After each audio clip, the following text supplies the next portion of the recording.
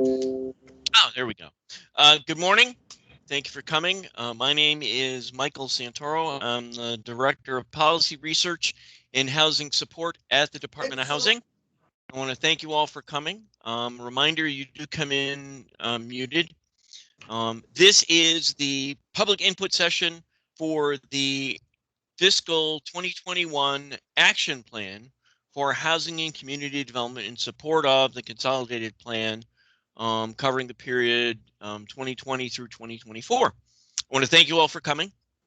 I'm going to share my screen so you can see what we're going to talk about today. Informational for this session. The two documents that you see, I will go over briefly. And then we're looking for your input on what the department can and should be doing with its funds that are covered by this plan.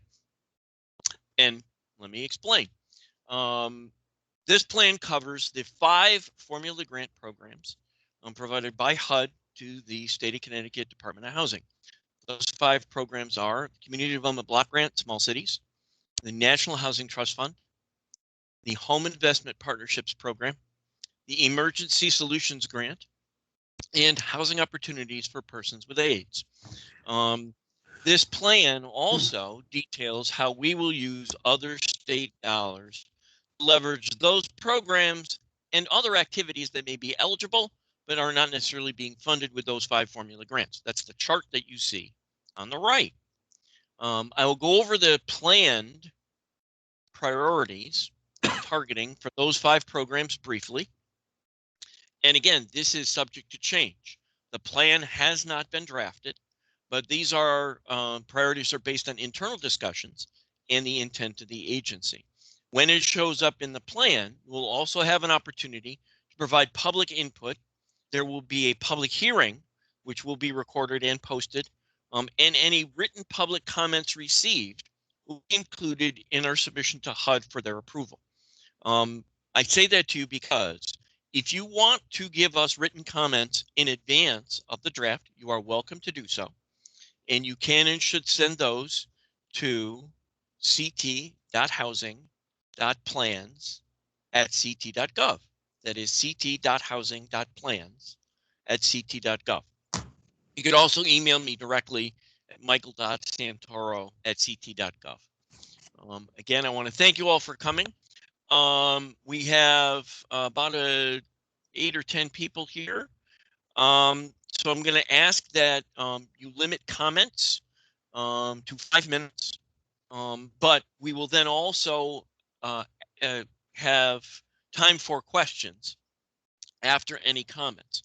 So to be clear, we're going to first start with, if you have any comments about plan priorities or the money that you see, we will then take questions after everyone has had an opportunity to comment. Again, please try to limit your comments to 5 minutes so that we do in fact have time for questions. Okay? If this were a smaller session, we do introductions. So rather than that, I will ask that when you speak, you introduce yourself, and if you represent an organization, you identify the organization that you represent.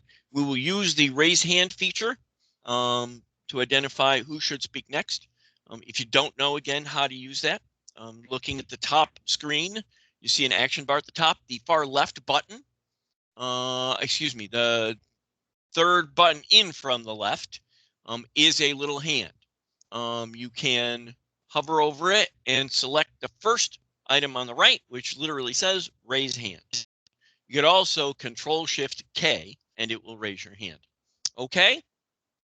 Again, I'm going to do a little introduction about what we're doing for our 5 formula grant programs, and then I'm going to open the floor up for comment. After all comments have been received, we'll switch to questions. Okay, so CDBG. And I'm going to blow that up a little, and that way it becomes easier for everybody to see it. And we'll go over them one at a time. Okay? CDBG, small cities. The department is currently intending to focus our 2021 funding round strictly on the SSHP, or state-sponsored housing portfolio developments, i.e. preservation of the state's housing portfolio. If you look at the table on the right, second row down, you see it's SC CDBG. I'll blow that up a little as well. This row, we anticipate receiving $8,305,245. That number is provided by HUD through a formula allocation. And again, for the coming year, we intend to focus all of that on state-sponsored housing portfolio preservation. That means we will not be funding housing rehab or public facilities programs in the coming year.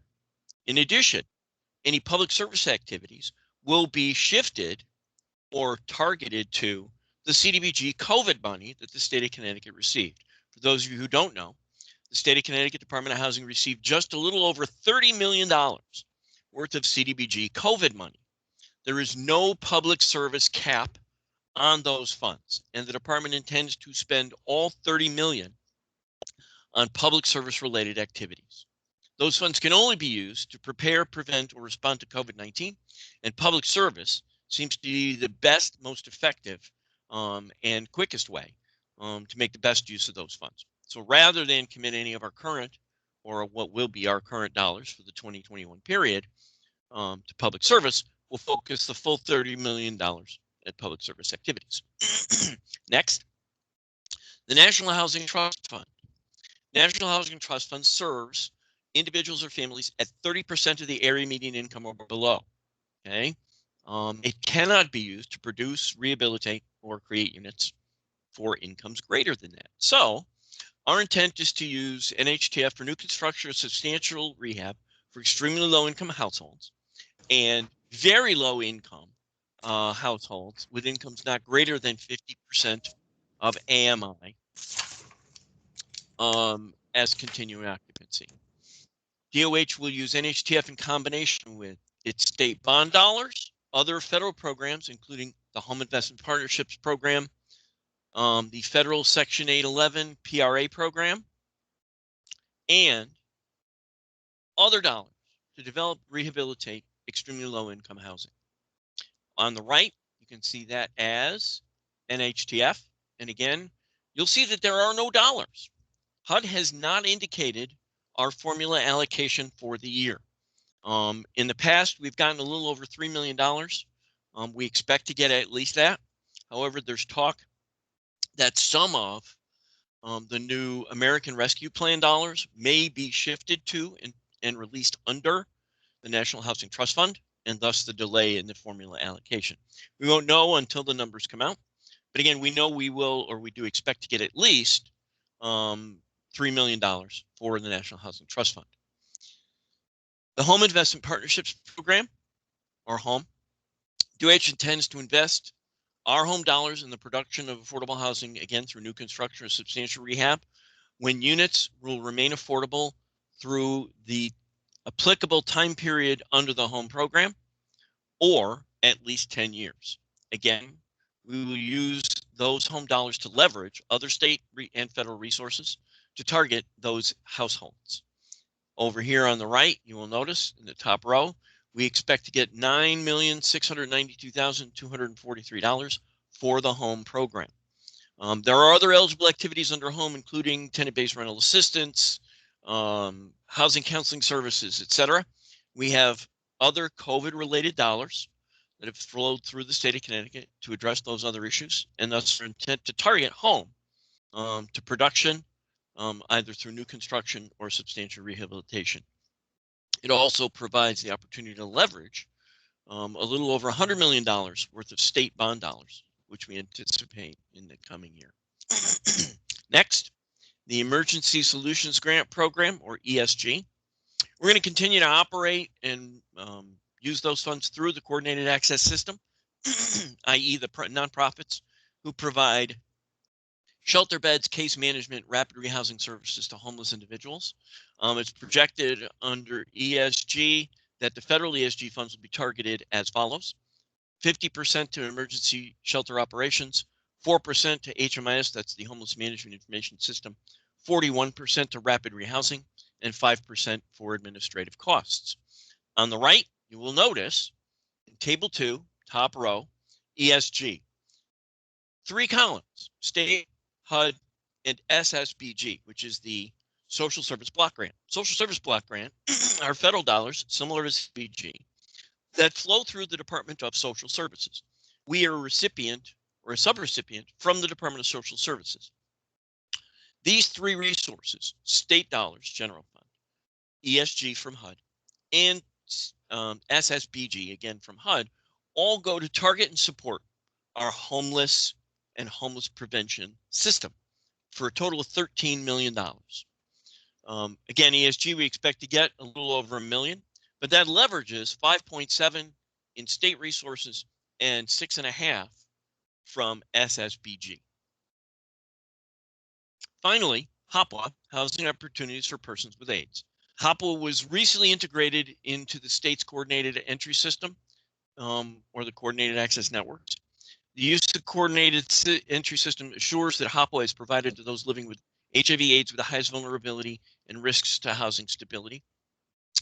All referrals for permanent housing funded through HOPWA occur through the CAN. Again, looking to the right, table 2, HOPWA. We expect to get $271,000 from HUD. That is leveraged by a state commitment of $4.1 million to assist this vulnerable population. You can see that in the grand scale, HUD does not contribute significantly to addressing the HOPWA needs here in the state of Connecticut. But the state makes every effort to make sure that those individuals most vulnerable have a decent, safe, sanitary place to live. I'm going to leave the programs for a minute and now talk about the chart in a little more detail. You'll see that there are a number of other programs listed, and these are other activities of the department. Subsidized assisted living demonstration, elderly rental registry.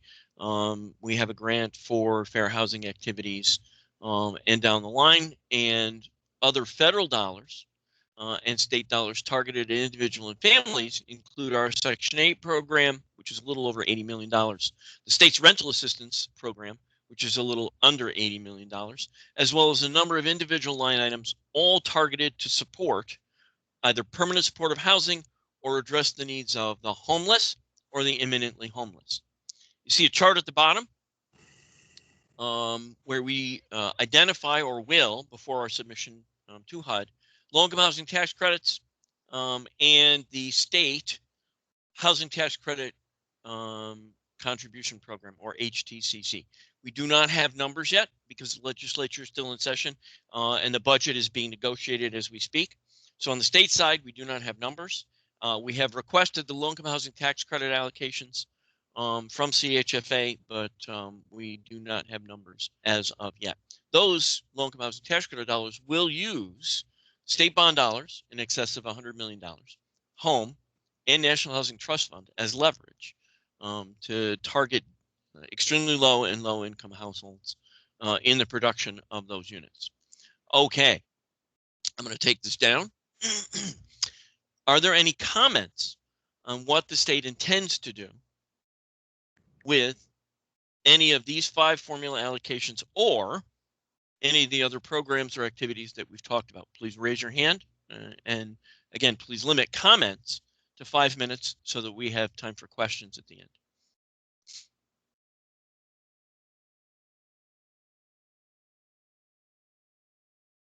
I see no hands. If you have problems, you can always put something in the chat box as well. Everybody's good.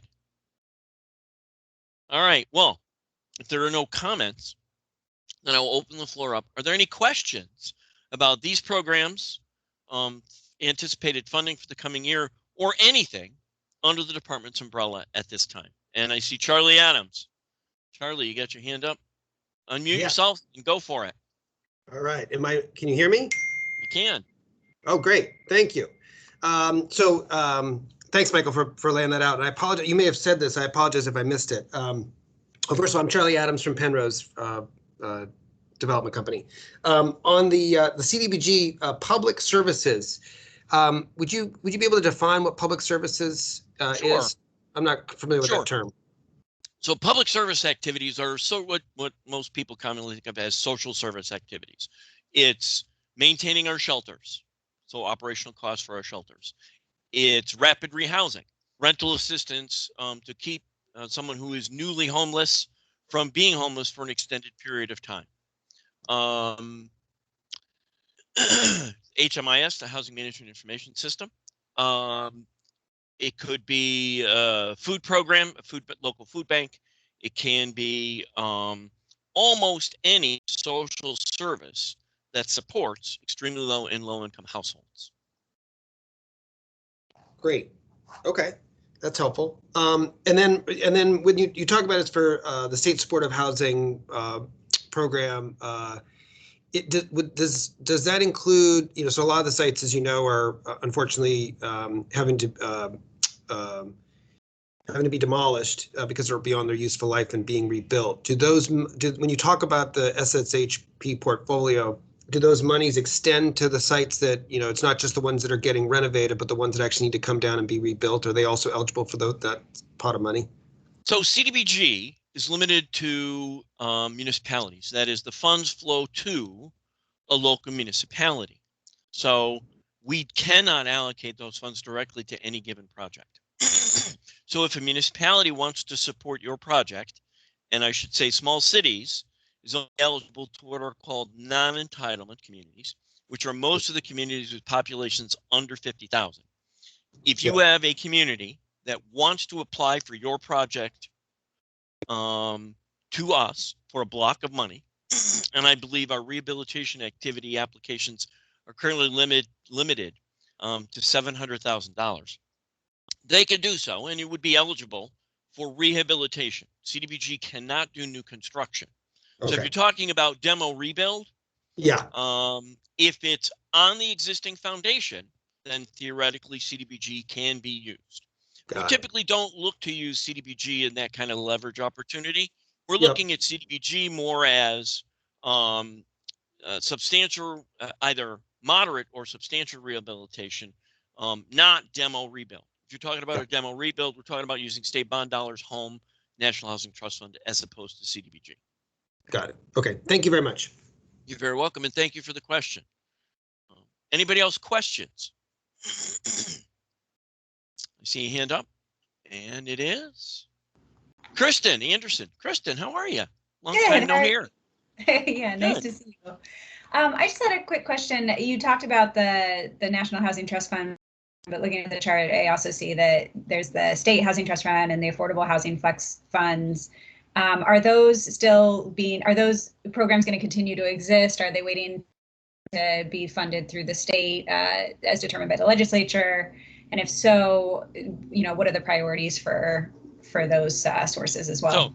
So, thanks for the question. And yes, the budget is currently under review, and I put the funding chart back up again so everybody can see it. You don't see our bond dollars listed here, in large part because the anticipated allocation has not been made. That is, the legislature is currently debating the availability of state bond dollars. You do see home, you do see National Housing Trust Fund. Yes, those programs will exist. We have existing authorizations. As a matter of fact, we expect there to be bond commission action sometime in April. And we will have a number of projects, or at least we hope to, on that bond commission agenda. Commissioner has been assured that continued affordable housing construction and affordable housing activity is a priority for the administration. So we will hopefully receive the allocation that the governor has requested. The governor is looking at about $100 million for the coming year, and then 130 for the following in state bond dollars. Again, those programs will be used both independently and in conjunction with the federal low-income housing tax credit programs administered through CHFA. We will be doing so through the development engagement process. That's different from prior administrations, which had regular funding rounds, competitive funding rounds. This process, the development engagement process, is intended to create a pipeline of eligible, active, and ready to go projects. We received about 140 applications total when we opened the development engagement process up last year. We have gone through and vetted those 140 projects and prioritized them based on need, capacity, location, geographical location, that is, target population, etc. And I believe the department intends to open the development engagement process again, likely in late April or early May. Understand those 140 projects, many of them were what I will call ideas. That is, the development engagement process is literally 2 pages. It's give us basic information about your project, tell us where it is, tell us who you're going to serve. From that point, we evaluate whether your project is ready to go, ready for financing, that is, or whether you need to flesh out additional materials, information, etc. Does not require plans and specifications, does not require any local approvals. It's a very low threshold to get your project in line for financing consideration. That process will continue. Again, as I said, likely will open in April, late April or May. What else can I tell you, Kristen? I do have a follow-up question on that, but I don't know if somebody Please. else had their hand up. No, Okay, go so right ahead. you mentioned that there is sort of a line in a queue that gets formed through this development engagement process.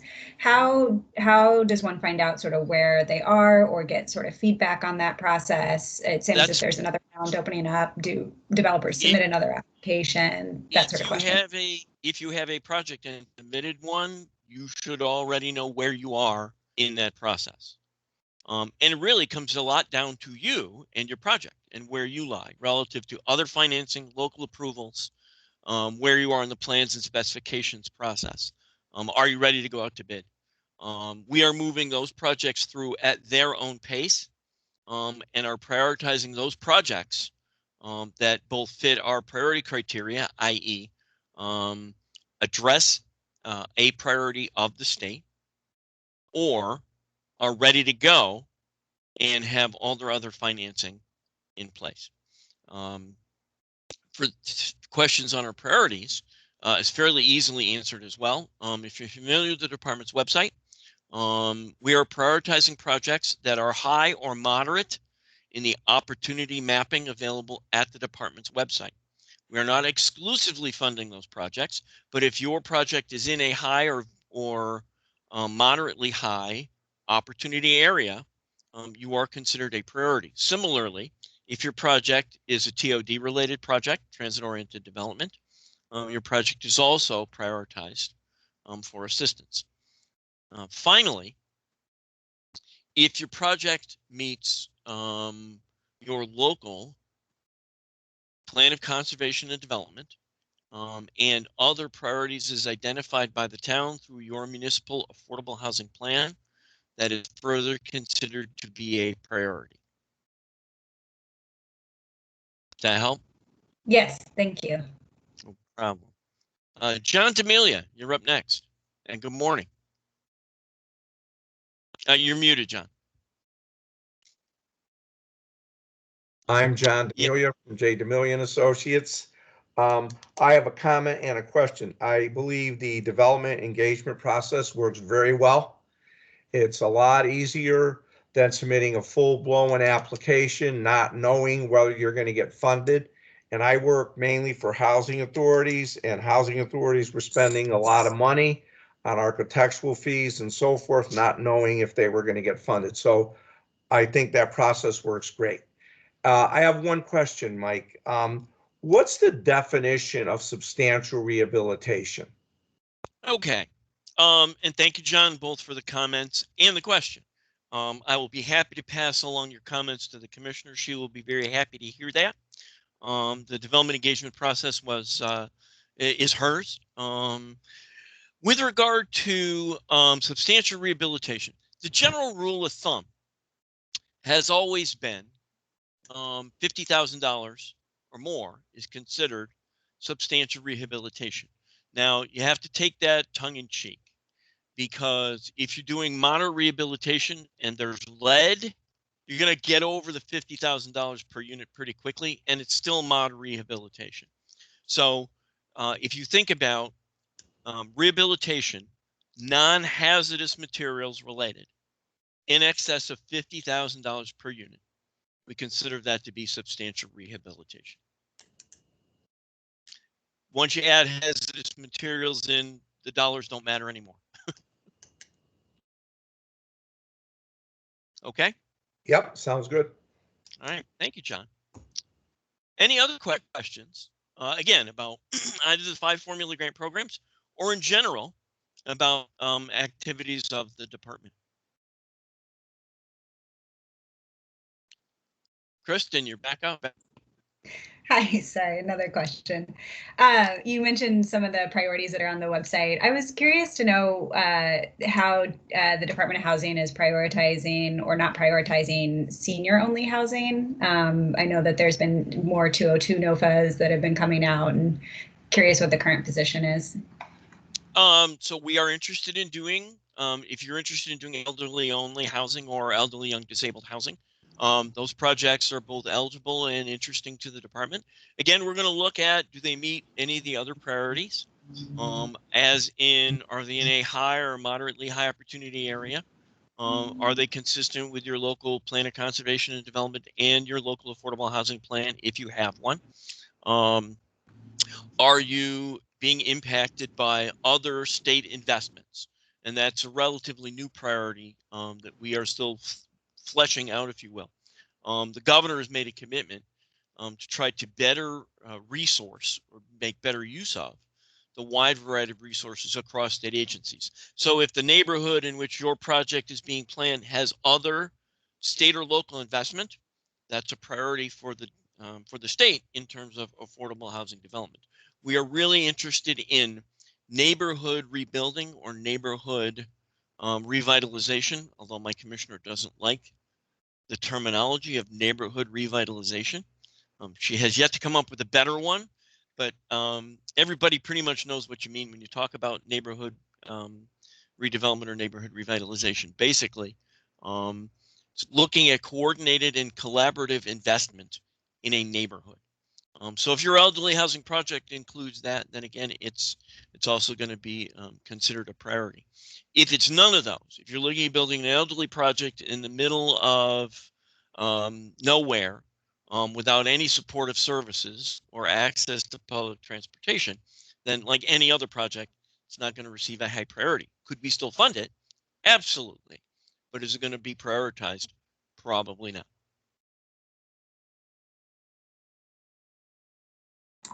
Great, thank you. Thank you, Kristen. Anybody else?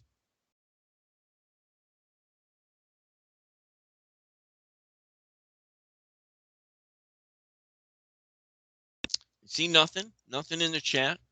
So we're going to take written comment on our action plan for the next couple of days. We had intended to end it last week, but there was an issue with getting the notice out, which is why we're doing we did the second session today.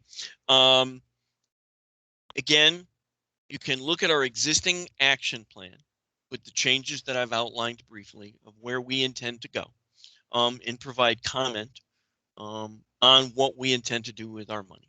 If you support it, great. If you have other ideas or would like to see other priorities, please feel free to share them.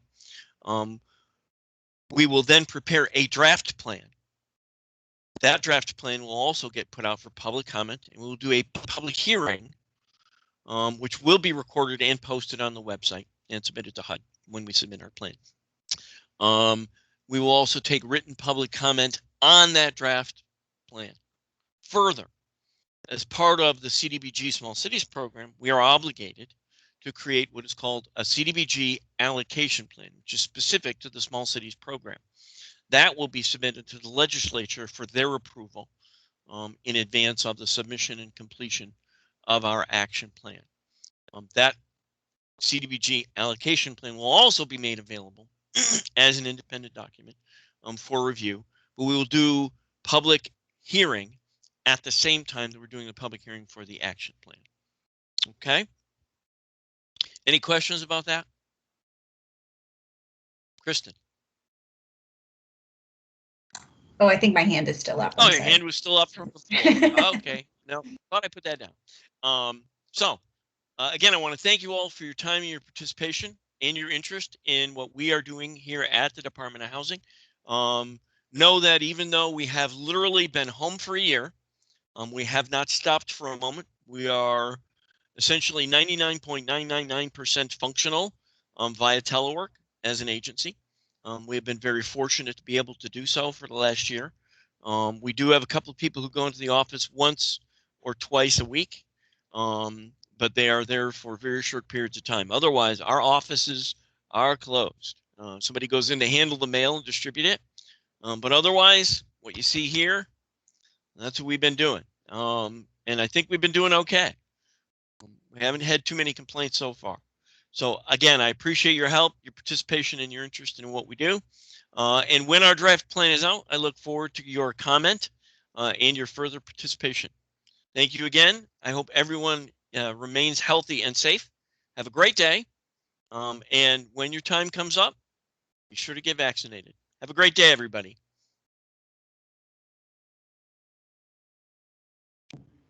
Thank you.